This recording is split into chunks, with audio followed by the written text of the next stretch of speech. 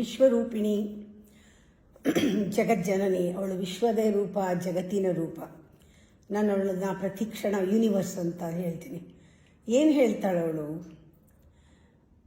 ನೀನು ಯಾವುದನ್ನು ಇಷ್ಟಪಟ್ಟಿದೆಯಾ, ನಿನ್ನ ಇಚ್ಛಾಶಕ್ತಿ ಏನು?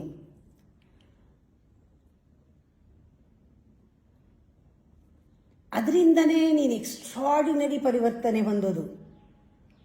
ನಿನಗೊಂದು ಸ್ಥಿತಿ ಬಂದಿದೆ, ಈಗ ಒಂದು ಪಾಯಿಂಟಲ್ಲಿ ಬಂದಿದೆಯಾ, ಅದಕ್ಕೆ ನೀನು ಸಿದ್ಧವಾಗಿರು. ಯಾಕೆಂದರೆ ಅದಕ್ಕೆ ತಕ್ಕಂತೆ